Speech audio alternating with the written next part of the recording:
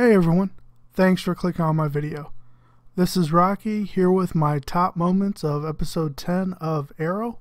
And before getting into everything, I just want to number one say congrats to the cast and crew of Arrow, as they did just recently receive a season 4 renewal. I'm pretty sure all of us knew this was going to be coming, as the show's just really been killing it for this third season, and just each season keeps getting better and better. So just congrats on getting that season 4 nod for them. I'm now just going to kind of go into some of my top moments of the episode, and then just some general impressions of the episode as well. So, I enjoyed seeing Team Arrow try and hold things together with Oliver gone.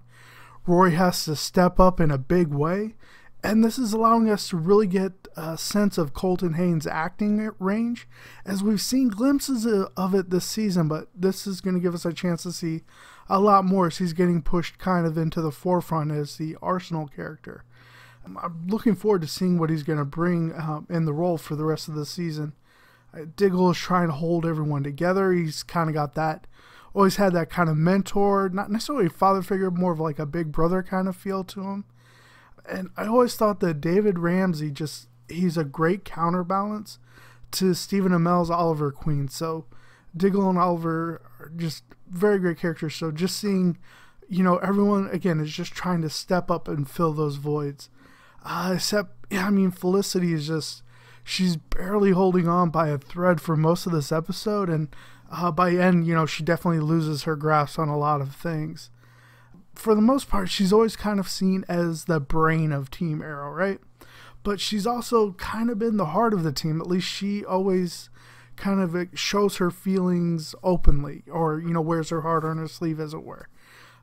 So just seeing the emotional agony that she was going through was a little bit heart-wrenching, I gotta say. So definitely some great performances all around in this episode. We got to see quite a bit of Malcolm Merlyn, and his scenes were definitely smooth as always. John Barrowman, like I've said many times, the guy's just a brilliant actor, and he just delivers in every role he has. Honestly, in the scene with him down in the Arrow Cave, I could seriously just picture him laughing maniacally in his mind as, he delivers the news to Team Arrow. I was a little surprised that he didn't tell Thea that Oliver was dead, though honestly this could be because he doesn't really believe that Oliver is, or he might possibly be afraid that if he tells Thea, he's going to lose that control he has over her. More than likely it's probably the latter. Go evil daddy powers, right? So we also get the introduction of a new character in the form of Danny Brickwell, played in this episode by Vinnie Jones, who's a great actor as well. Definitely an interesting choice for the casting of this character. But I'll trust him on this because again, Vinnie Jones is a great actor, so I think he'll deliver well in the role. And in this episode, Brick is working on consolidating his power, the other basically street level criminals, and it appears that the show may be at least partially playing up to some of the aspects of his invulnerability from the comics. Definitely not to the extreme extent it is there, or they could honestly just be kind of messing with us in our head, because it just he took two pretty close shots by bullets that kind of seemed to graze him or possibly bounce off of him. So either they're just being tricky with us, or they're playing off that invulnerability. Again, Arrow's kind of been reluctant to show a lot of quote unquote superpowers, but they have done it with the Miracle drug and everything. So it'll just be interesting to see if they're going to play up more of these supervillains with some of their powers and abilities. With Arrow gone at this point, we're definitely going to see a lot more movement within the underworld in the Glades, and I'm actually hoping we're going to see some type of encounter between Brick and Count Vertigo at some point. I think that'd be very exciting to see on screen.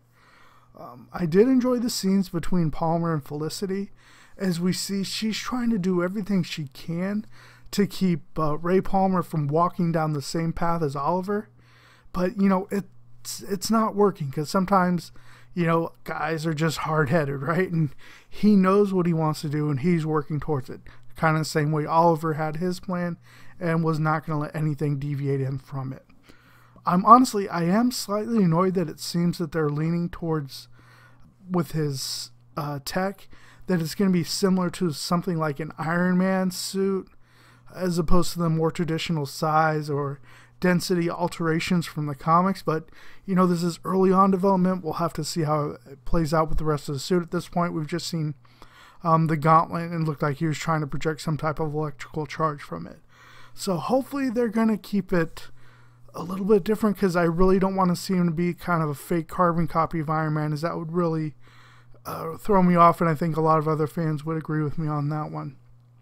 We also get to see Laurel's basically premiere into crime fighting, and it's actually handled pretty awkwardly, and I think that was kind of on purpose, as, you know, this is her first step into that world, basically, as a masked crime fighter, and we, you know, do get that, you know, canary cry that was used by Sarah.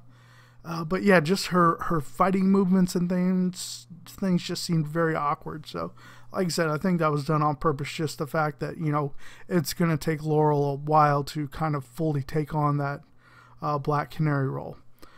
Now, while I did enjoy the reveal that Tatsu being alive and Maseo was the one dragging Oliver off the cliff, I honestly think that was shown a little bit too soon. I think that could have waited till, you know, maybe the next episode, or maybe a couple episodes later. Is just, you know, let everything kind of set in as far as Oliver being gone a little bit longer.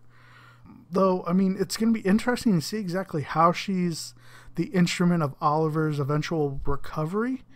As I know, a lot of people, myself including, were thinking it was going to be some aspect of the Lazarus pits in the form of like maybe some type of chemical injection or something along those lines. But first, there's some ability or some knowledge that Tatsu has that allowed her to work on getting Oliver back to full health.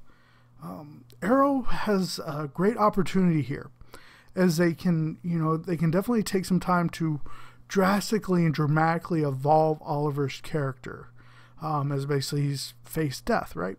So while I've enjoyed Stephen Amell's performance for the most part, Oliver has not really changed much in the last 3 seasons. I mean, he's let some people in, he's let that guard down a little bit, but, you know, at his core, he's pretty much remained the same character. Now, Stephen Amell has really grown in his ability to basically become one with the character. And I think this is really going to allow the writers to push Oliver emotionally over the rest of the season. You know, he kind of, it's been alluded to, he needs to evolve and realize that he is Oliver Queen and he is the Arrow. They're one and the same. So he needs to get to that point to push beyond this kind of emotional wall he has within him. Now, I'm fully expecting a lot of mind-blowing moments for the rest of Season 3, as, like I said, Arrow's definitely delivered this season with the acting, the fight choreography, special effects, everything all around has just been amazing. So, yeah, expecting some really big things the rest of the season. So, hope you guys are enjoying the season as well. Definitely let me know down in the comments below what your favorite part of the episode was. Or if you have any questions about any of the characters or anything brought up in this episode, go and put those down in the comments below as well. I'll be happy to go over that information with you. And if you've enjoyed my video, I'd ask you to go ahead and give me a thumbs up and share the video. And please subscribe to my channel, as I will be continuing weekly reviews of Arrow as well as the other Marvel and DC television shows going on right now. And if you have gone ahead and subscribed to my channel, thank you so much. I really do appreciate you coming on board, and I hope you're enjoying the videos. All that being said, I hope everyone has a great rest of your day now. Bye.